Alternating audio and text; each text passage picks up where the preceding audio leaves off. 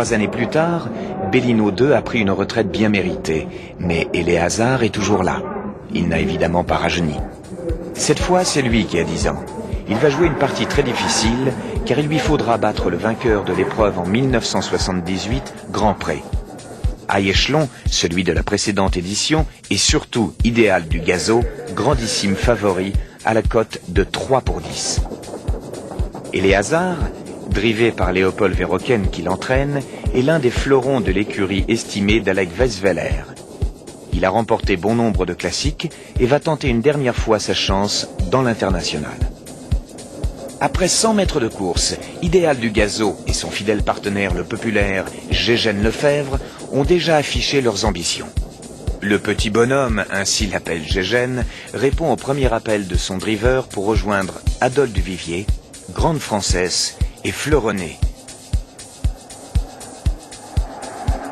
Les journalistes établissent le pointage devant les tribunes. Adolphe Duvivier, Fleuronnet, Grande Française, Idéal du Gazo, Tarok et Jacques Valle, Iris de Gournay et Éléazar. Le peloton reste bien groupé et la descente ne va pas modifier sensiblement ce classement. On trotte gaillardement. En plaine, l'ordre reste le même. Au début de la montée, pas de changement en tête. Les pauvres commentateurs hippiques n'ont pas grand-chose à dire de neuf aux chers auditeurs. Alors, il remarque que le favori Idéal du Gazo, qui trotte avec Adolphe Duvivier, est superbe dans son action et que Fleuronnet les accompagne courageusement. Et puis on cherche Grand Pré et Éléazar, et on les trouve bien sûr en bonne position d'attentistes.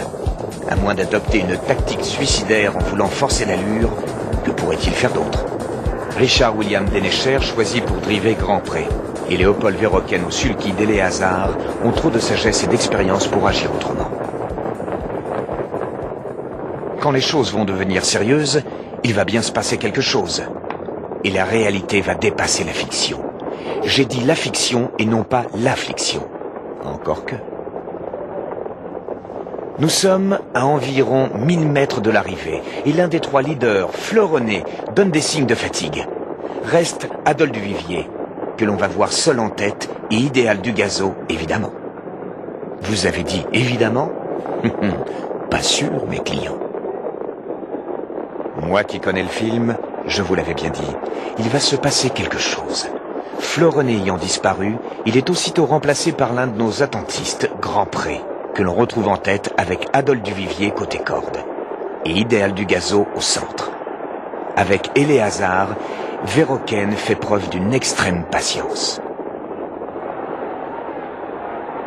Puis, au début de la ligne d'arrivée, 2 coups de tonnerre successifs dans le ciel de Vincennes.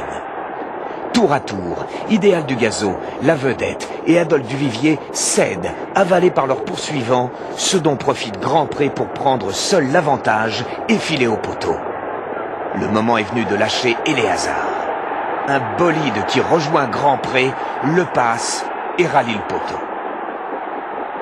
Éléazar termine sa brillante carrière de course en enlevant le Prix de France une semaine plus tard.